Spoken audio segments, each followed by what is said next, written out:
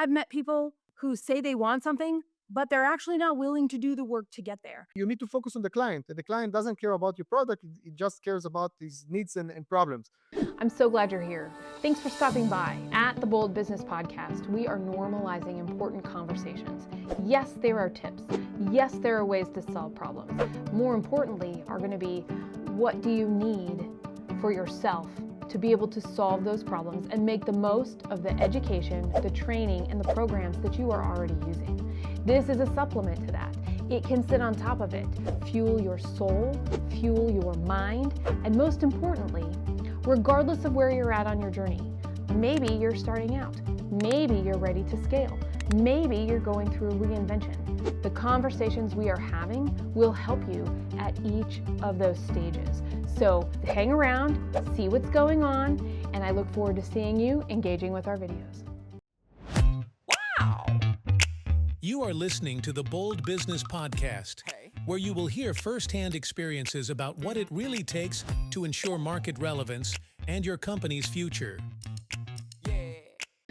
This is a conversation between Dr. Persuasion and me. I have to tell you, I learned a lot in this program. My two personal biggest takeaways are that I need to talk about myself more and that I can lean into my community in a different way that I haven't fully been taking advantage of.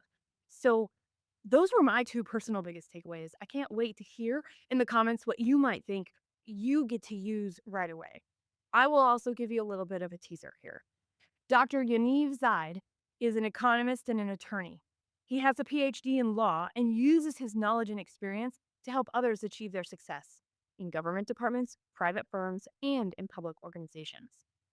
He has had 20 years of international success, and it shows in this conversation. You're going to hear us talk about a lot of things, and a lot of stories are shared. And what you want to listen for is that how fear fuels the path to success. And competition is a mindset, and maybe shifting that and being creative about it in a way that as competitors, we can help each other actually helps even more people. And we have our own beliefs that are getting in our way and holding us back. And so some ways that we have fallen to that and been limited by our own thinking, and also how we got through it and other ways you might try as well.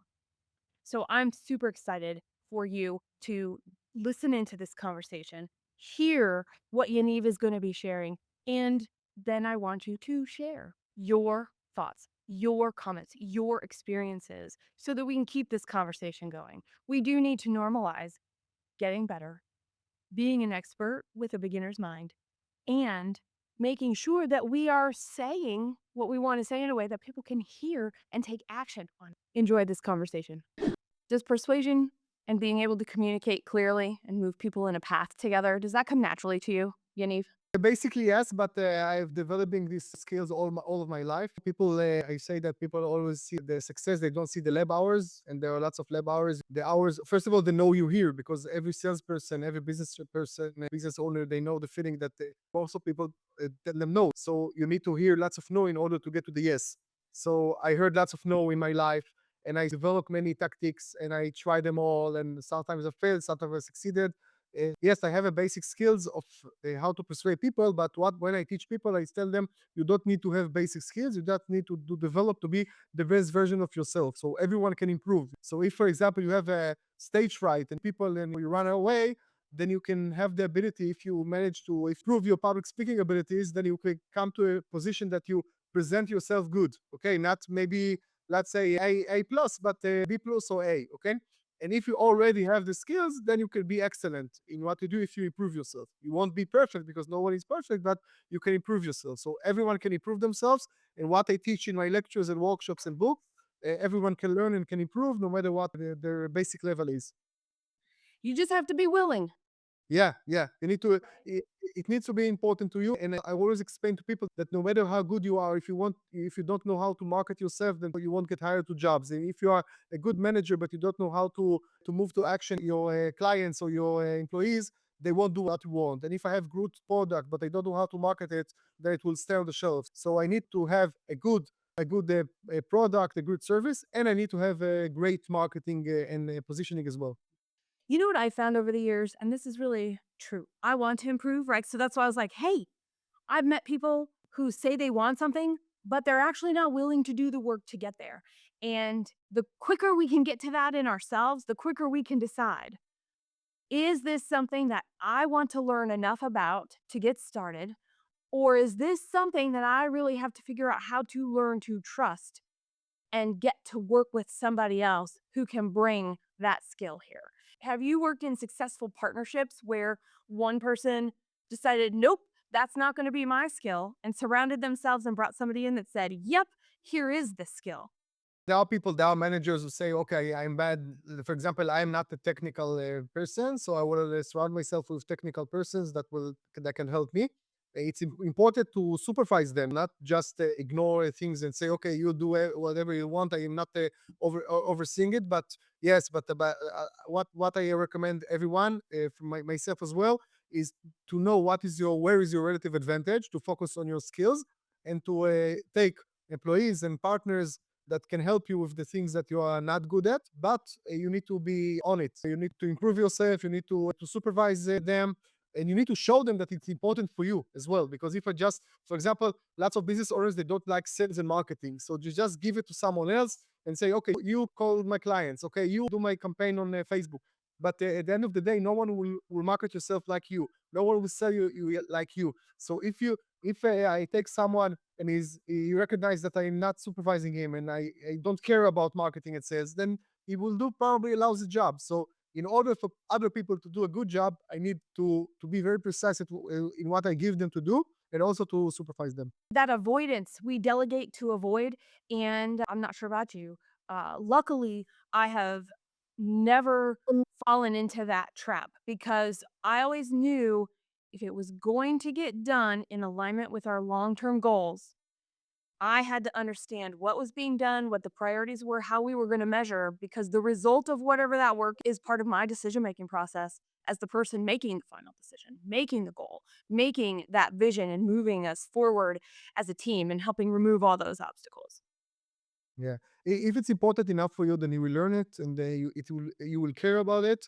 And again, part of our success is to do things that sometimes you don't want to do. For example, I hate to send price quotes to clients. Okay, so most of the Oh, time, my employees or my VP in my company is oops. send on my behalf. Okay, but sometimes a client approach direct to me, and I need to send him a price quote or to write some document down or something like that. So at the end of the day, for me as a speaker, I go on stage, but this is the success for me. But there's lots of lab hours, signing for this company, sales conversation, maybe meetings, preparation, lots of things that people don't do or don't see. And if it's important for me to be on stage and to be great, then I will be willing to do all these technical things or boring things behind the scenes. And we all have our own systems. So I actually experienced this with our podcast. This is an interesting just awareness of how it can get in the way. Last February, I talked to a person and we got together, just like you and I did. Can we have a conversation? Is it going to be good? And I was like, can't wait to have Yaniv on the show. This person was similar. And we get done and they have an automated process and we have an automated process, but they didn't really talk to each other very well.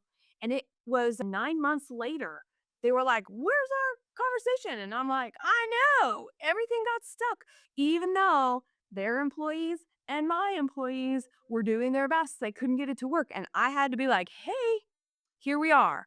This is, you want to do this? I will talk to you for a few minutes. Let's figure this out. And we both learned something because now I can prioritize, right? So, what you were doing, signing the contracts, doing the work, sometimes that has to happen for you. All it does is it puts us in the front line to test and make sure we like the way it's working. Yeah, and I need to be connected to the field, to be down earth, and Yes. to do whatever, to know what your employees do, and to do it if it's necessary to do it yourself. So let's talk about improve because we're both going to say the same thing about this. I can't wait to hear your experience and your take on this. Our ability as an individual to be able to communicate well means we have something we want to say and we want it to be heard. And so, what was it through the nose that you were like, how do I find a yes and how do I move forward? Or was there something else you knew going in? This is trial and error. Or you decided this was going to be a grand experiment. Or maybe you didn't even know any better. I've Yeah. done that before, right? Some of my Yeah. successes, I didn't know I couldn't do it. So first of all, I think every expert is a student, and you need to improve yourself all your life. And I always try to be the best version of myself, and always try to learn new things and to learn from my staff, etc. And when I started, I am now 47 years old. I started when I was 23 years old. I was the chairman of my debate society in my university. I'm a lawyer and economist. I study law and economy. And I started competing in debate championships in worldwide. I was very successful. I was number 3 in the world in 2003, and I was in a semi-final of European Championship 2002. And then I realized that I'm very good at it, and almost nobody knows about the debate in Israel, for example, where I come from. And most people, they focus only on the competitions. But if you take the principles of the debate, then you can upload it to your daily life and to use it in order to get better, to improve your public speaking abilities and sales abilities and marketing abilities. So I started developing lectures, and I started lecturing. And then the first time I didn't know what I was doing. I just knew I would like to do it very much. And obviously I got better from time to time. And I always tell my clients, also work with authors that would like to publish the book and spread it worldwide. And the lecturers would like to build their lectures. So I always say, your second lecture will probably be better than the first one. And the 10th lecture will be better than the second one. You need to learn all the time and to be curious and to ask your crowd, what do I need to improve, or your colleagues, and to be open for improvement. And then you can be the best version of yourself all the time. And then when people see you, again, we talked about the success in the lab hours, they don't see the amount of times you didn't do things like you should have been done, but eventually you learn from it and you got better for the next time. Share your thoughts and questions in the comments below. I thrive on your feedback and engagement. You're listening to the Bold Business Podcast, and I'm your host, Jess Dewell. This is your program for strategizing long-term success while diving deep into what the right work is for your business right now. You're listening to the Bold Business Podcast, hosted by Jess Dewell, a nationally recognized strategic growth consultant. She works with business owners and executives to integrate just 2 elements that guide business through the ups and downs of growth. Number 1, know what work is necessary. Number 2, do all the work possible. Schedule a complimentary consultation to find out more at reddirection.com.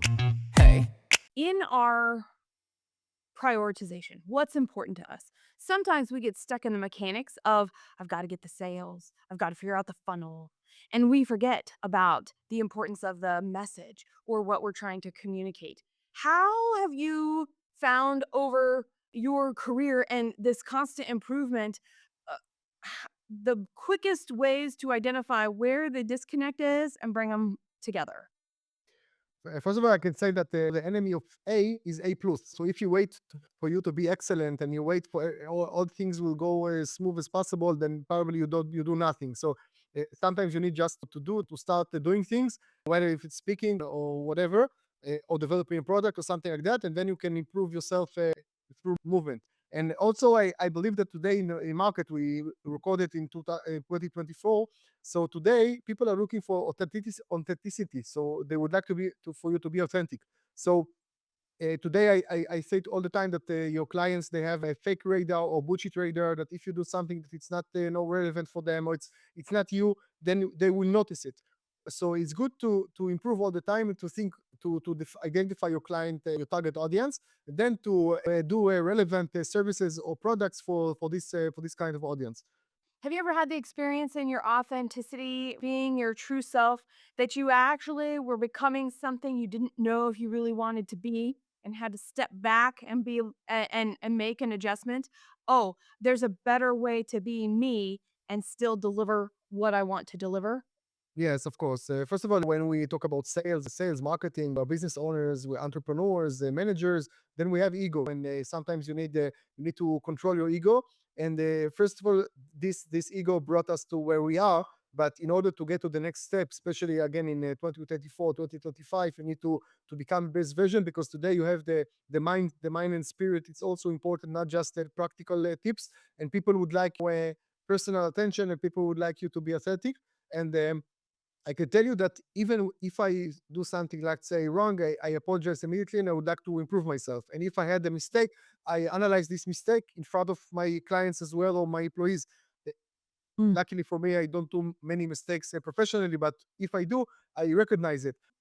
In my first company, I lost $100 million of investors, of money of investors. My second company, I closed it and I got divorced. And my third company is PayPal, something like that. Usually it's a failure success, but mostly we won't hear stories like in my first company, I burned the $100 million of my investors. My second company, I closed it. And today I'm homeless and something like that. Usually it's a failure success, not failure, but people enjoy hearing about also about behind the scenes stories and about Yes. failure stories. And the important thing is to be authentic. I always tell my clients, be Batman and not Superman. Now, what is the difference? Batman and Superman, they are both superheroes and they both look like human beings. But actually, Superman is not a human being, came from another planet. If Superman will have a workshop, he will say how to fly. Okay, and I sit in the first row and I write everything. And he will explain to me exactly that. Go to the highest tower, go to the roof, check the wind, and I will do whatever he says. I will still going to fall. But Batman, he will do a workshop how to fly, and I will sit in the first row. And then he will say, Yaniv, I was exactly like you. Uh, Actually, I had a worse life because the Joker killed my parents when I was young, and I fell into a cave, and I was afraid of bats, afraid of darkness. But then I developed myself how to the ability to fly. Let me teach you, and then I can relate to him. I relate to them. I can say, okay, he's like me, so I'm willing to learn from him. So if you don't won't try to be perfect, won't try to be Superman, but talk about your failures and be willing to improve, then your clients will be more connected to you, your friends and family will be more connected to you, because nobody is perfect and we all have our struggles and troubles. The important thing is if life hit you, then you need to rise up again and continue your walk. What is one of the biggest fears that you faced that turned out to help you on your career path and in your successes? I guess every speaker, I think what frightened me the most is to be lonely, because every speaker, or I think every manager at some point, or every business owner, you feel lonely if you even if you have partners, even if you have employees, because at the end of you're at the top of the pyramid and everyone comes for you for advice and everyone look up to you as an expert. And sometimes, and again, you sometimes you travel alone, you lecture all over the world, and I have bestseller books all over the world, so I travel a lot. And you're by yourself, and if you talk in front of audience, let's say you talk to 400 people, at the end it's you in front of 400 people, then the people will always, the crowd will always be on the side of the crowd. So if you have some debate with someone from the crowd, then everyone else will be on their side. I guess I taught myself how to, first of all, to surround myself with lots of love and friends and family and colleagues and mentors and everyone. And also to love my audience, and the audience will love me back. So it's not you against the audience, but it's you and your clients. You're in the same boat. Okay, you have the same mission, and you and your audience, you have the same mission to enjoy the show, to enjoy the lecture, for example. And you and your readers, you have the same goal, that they will take value from your books. So when you see that, you see creatively, not competitive, not in a competitive way, but a creative way, then you have a good life, and then you are not feeling lonely. My life partner, my spouse, he's like me, another business owner. Even with both of us there, we both have that feeling sometimes. And it takes effort. It takes effort to go, oh, okay, I don't want to feel that. What can I do about it? It takes effort to be a little open and say, hey, I need this extra, or to be able to show up differently and see what else happens if you don't ask for it. We were hinting around some of those things a little bit earlier. Now, have we talked about anything that's in your latest book, Yaniv? My latest book is it's called the 21st Century Sales Bible. You can see it behind me. It's now on bookstore in North America, and also it's published so far to it was translated to 12 languages, and it's also published in Russia, in China, in Vietnam, in India, in more countries. I'm very proud of this book. It's 10 commandments, 10 chapters on how to develop your sales abilities and the marketing abilities and public speaking abilities, and how to build your brand and how to grow a community. It's actually practical tools for every manager, for every business owner, for every entrepreneur, for every tech company or startup, and also for authors and lecturers and speakers who would like to promote themselves better. And I strongly recommend to learn about the book. And also, I have a website with lots of content. It's called drpersuasion.com. It's at www.drpersuasion.com. So also you can check my website, and you have my email there, and you can ask me any question you may have.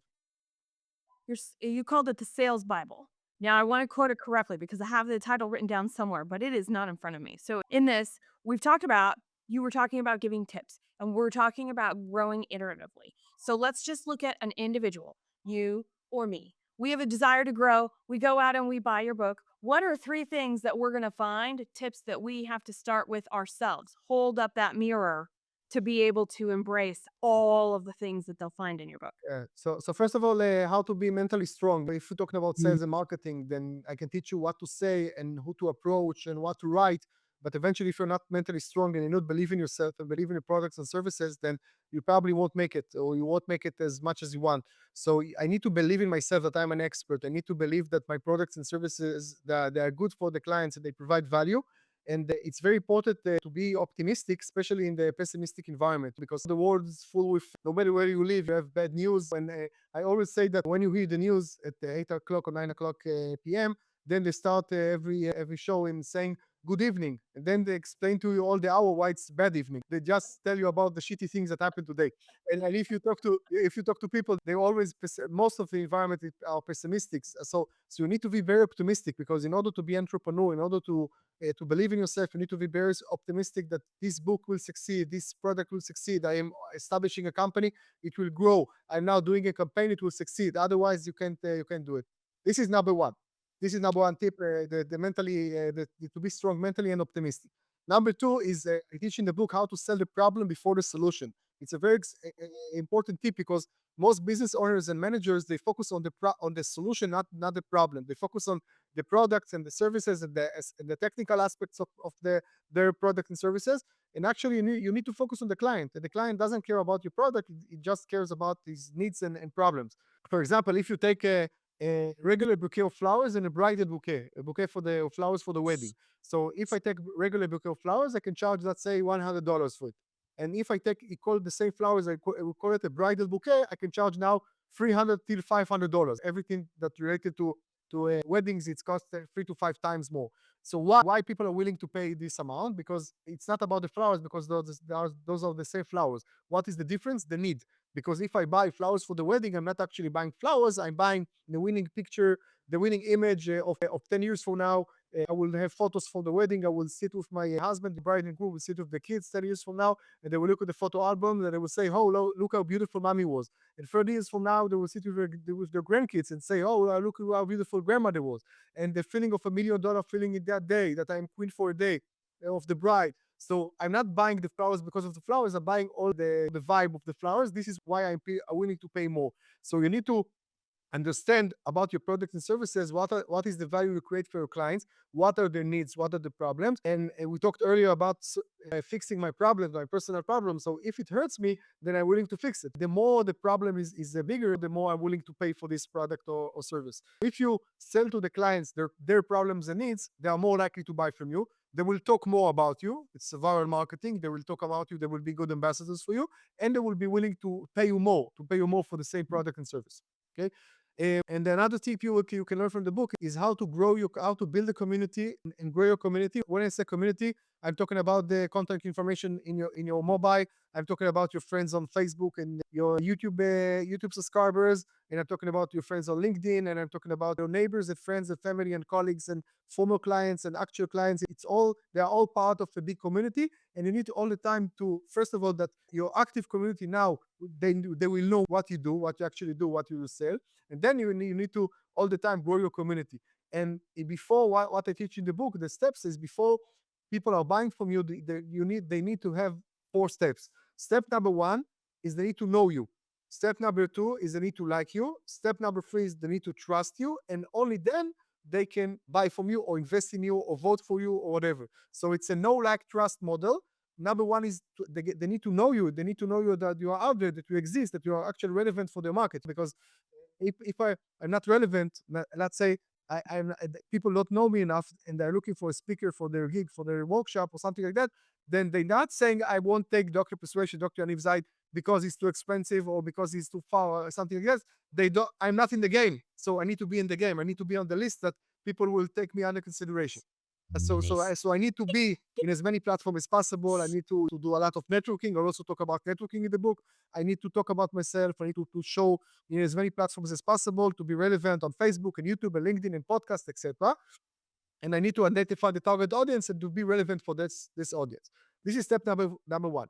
After I cross this step and people, they know me, they need to like me. Now, they didn't buy me for me yet. So how can they like me? They can like me even if they see, for example, my podcast, or they see a movie with me, or they see me, they see a lecture. They are in the audience to see a lecture, so they didn't buy from me yet anything, but they see me and they say, okay, I related this guy. Okay, I like this guy. Or he said something that I feel connected to it, or something like that. So they can like you even though they haven't met you yet and they didn't buy from you yet. This is step number two, and I explain about it in my book. And step number three is they need to trust you. They need to trust you. Okay, so I know this guy, so okay, he's a nice guy, but how can I know for a fact that he's the expert he claims he is? How can I trust you without even buying from you yet? Because they didn't try my product and services or my consultation yet, or something like that. Because here is a great tool. I explain in my book. It's called social proof. What is social proof? Is if I talk about myself and I will say I'm great at what I do and I'm a very professional, it doesn't sound objective because it sounds subjective because I'm talking about myself. So obviously I'm going to speak highly of myself. But if I explain and I will show you some objective evidence, I will show testimonials of clients. I will tell you stories about former clients that I had, about my achievements, about my ranking on Spotify, about the amount of client I had, about for example, my degrees, okay, my professional activities, my volunteer activity, stuff like that. Then you can trust me, even though you don't know me personally yet, because they say, okay, I don't know him, but if this and this clients they already worked for him, okay, then probably I can trust him. If if he has a PhD, I can trust him. If he has 11 bestseller books, then probably he's good at what he does, or something like that. So I will give you, write to you, and tell you in my marketing materials in Orly, I can tell you about my activities and about my social proof, and then you can trust me. So only when client they know you and then they like you, then they trust you, then they will buy from you. And all of this I explain in my book for entrepreneurs and small medium businesses. I'm your host, Jess Dewell, and we're getting down to business on the Bold Business Podcast. This is where we're tackling the challenges that matter most to you with actionable and achievable advice to get real results that lead to your success. Don't forget, press that bell icon so you never miss a program. And it's time to subscribe as well. Focused on growth? Listen to more programs like this which support the challenges and opportunities you are working with right now. Come on! Search Bold Business Podcast for the key terms at reddirection.com or your preferred podcast listening app. What's a time that you unexpectedly ended up in the middle of a struggle on your path to where you are today? And how did you navigate that? First of all, I think every business owner we have struggles. I live in Israel, in Tel Aviv. We have a great economy. We're a startup nation, but we have wars, and sometimes you have days that it's not lots of attacks and missiles that Iran and then other countries fired us or something like that. So you need to be. I say all the time. So if you're an entrepreneur in Israel, you need to be very mentally strong, and you need to sometimes you plan things and then God laughs and things are messing with this. The reality is messing with this, so you need to be very optimistic and mentally strong. But obviously, along the way, I did lots of mistakes. One of the mistakes I learned from it, and I also teach it. I will tell you now is not talking about your competitors, because sometimes the clients tell you you are A, but I also have propositions from B and C. So what are you good? How are you better than them? And then you start talking about B and C. It's not good. You need to talk about yourself. You need to be the best version of yourself. You need to be proactive and talk only about yourself. And because if I start messing with other people's businesses, then maybe the client won't love them, but he also won't love me. You need to be focusing on yourself. And a few years ago, I did a webinar, my webinar to my community, and I had many hundreds of people sign for the webinar. And the same day, apparently there was a semi-final of a European Championship in I think Champions League or something like in Europe, and also there was the final of the American Idol or something like that. So I started the Oh, webinar. you had stiff competition Yeah. there. So because I planned it 2 months ahead and I didn't recognize because Mhm. maybe football I like, Yeah. but American Idol I don't watch, so I didn't know about it. And then Right. I realized I had the 400 people in my webinar. And I see the number 400, and then I started the webinar. You need to provide compliments to the audience. So I say, "Hello everyone, I'm happy that you chose me, and I'm very happy we're going to have lots of value the next hour. And it's very good that you chose me and not semi-final of Champions League." When I say it, I look at the numbers and I say immediately, it's a decline. 100 people left, just see 300. I still didn't realize the mistake I did. So I said, and if you don't like football, I'm happy that you're here and I'm not watching now the final of American Idol. Then I see another decline. I say, have 100 people there. And then I said, oh my God, stop talking, Yaniv, just stop, stop providing value or something like that. And this was a good lesson for me. Don't talk about the competition because people do a rational decision that, okay, I prefer Yaniv other than American Idol. They just didn't realize or didn't remember that there is the final today. So I'm now talking about my competition. I'm explaining to them about the competition. So I'm shooting myself in the leg by hurting my own status. So just be focused about yourself. Sometimes it's hard if you're self-employed and you are in a competitive market and clients Oh, get like yes. price quotes. But again, decide who the target audience is, decide what is the pricing you would like to charge from the client, what are your products, and that just be authentic and be loyal to yourself. You bring up a really good point. So sometimes we think our competition, like in my world, right? I'm a consultant. I provide a path. I am doing offsites and strategic planning work. My competition sometimes is it's like I would say executive coaches, for example, or group programs in that realm of different things. But as you were talking, it's who else gets that time? Who else are you competing time for? And I'm just thinking about if am I gonna listen to a podcast or am I gonna read a book? Am I going to spend time with my family or am I gonna spend time learning? And that how we prioritize our time is key. And when I heard you say that, I'm thinking, oh, I have done the same thing. I have accidentally reminded people of other priorities they have.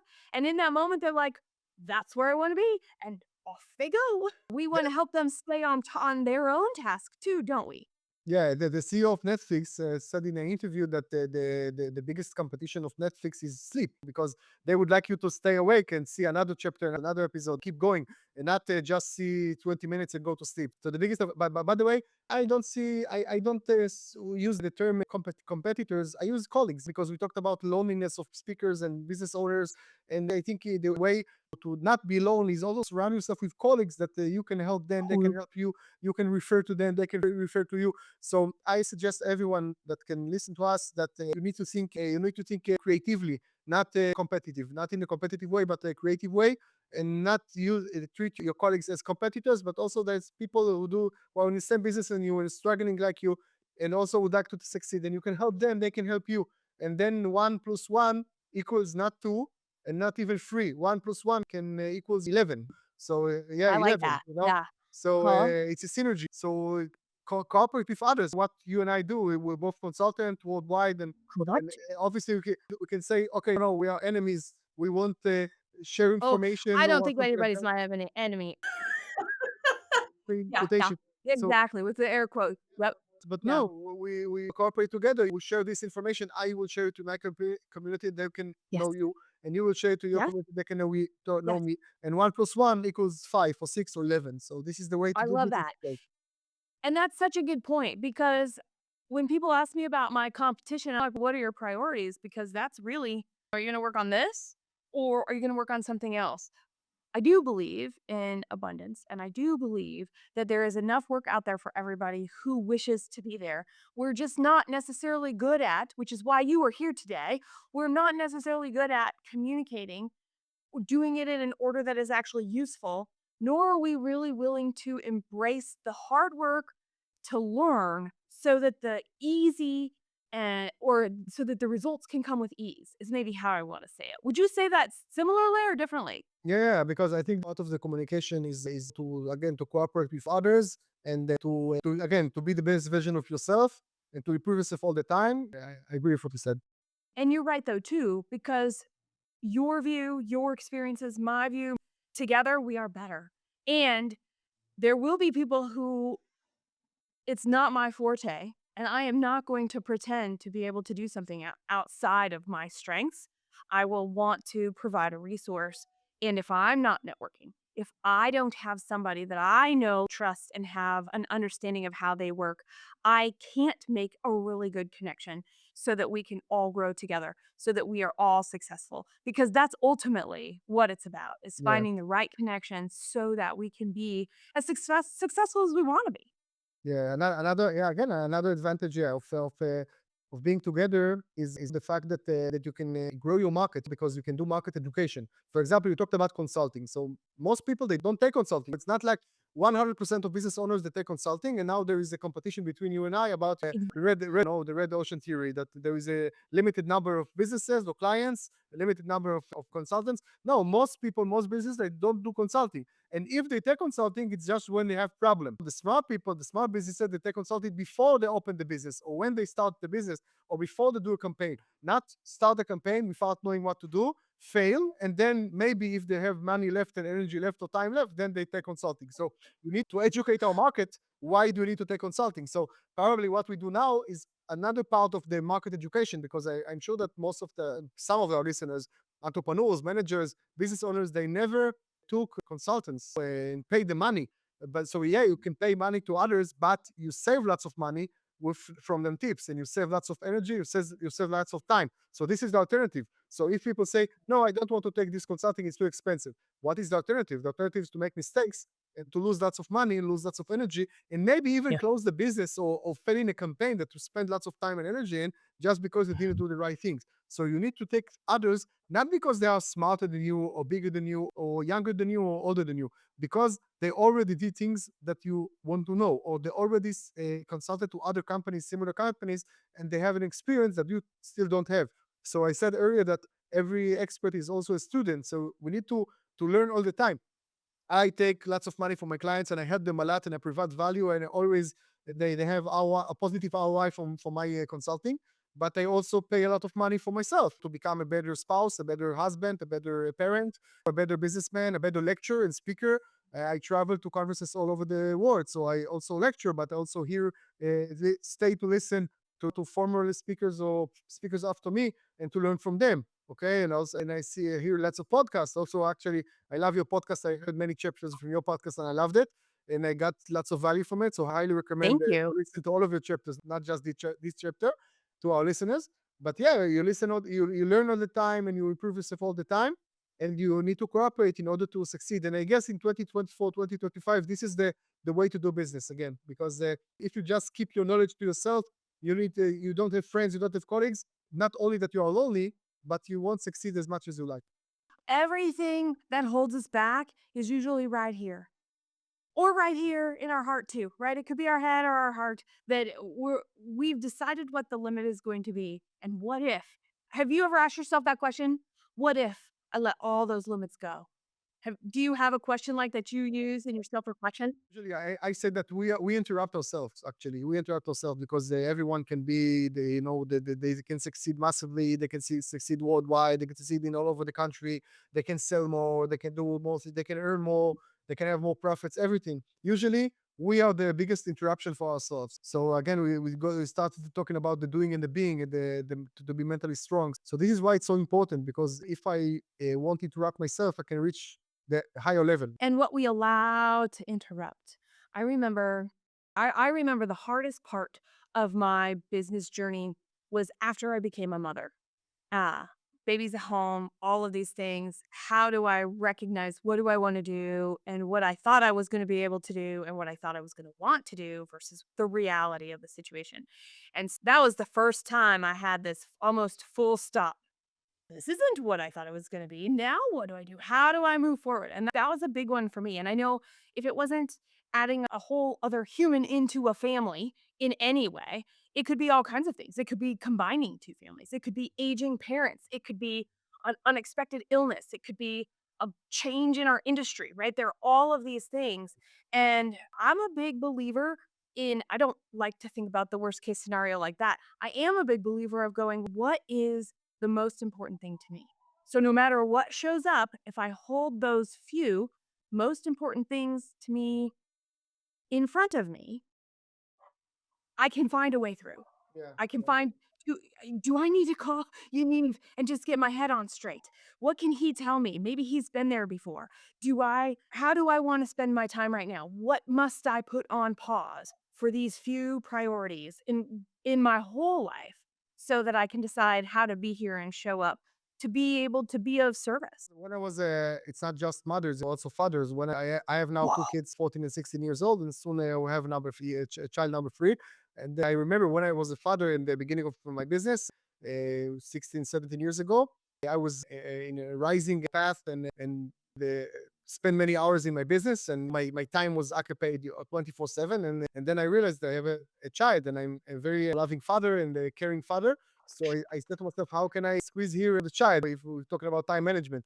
And then I called some mentor that I had from a university, and then she told me that she said the child, your children is an asset for your business. It's not a liability for your business. And once you switch this diagnose, this sentence, and you implement it, you realize, yes, because my children are inspiration for me. And my children provide me a lot of content for my books, for my posts. And the children, I'm inspiration from them, but they drive me to earn more and to be more profitable and to manage my time better and stuff like that. So you become a best version of yourself as a parent and also as a businessman, because business and private are connected, especially if you're a one-man show. True. So It's I taught myself this. So sometimes all you need is to change your perspective. Change your perspective. It's not a liability, it's an asset, or it's an opportunity. Every crisis is an opportunity. So some illness or some war or something that is happening in the reality, they can results of election that you don't like or something like that.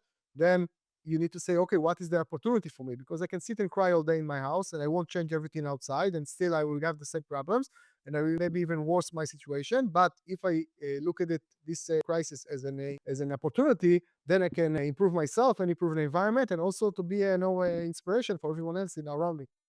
I appreciate that immensely, and I know that perspective shift can be one of the most difficult things to do in the moment. And I will tell you that I think that when we really do show up, when we really do say, "Okay, here's what it is. This is my reality right now."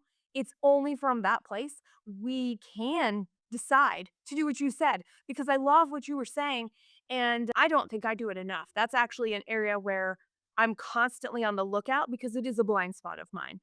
Thinking that the limitation that shows up or the challenge or the unexpected whatever is okay, I have to just go over or around it.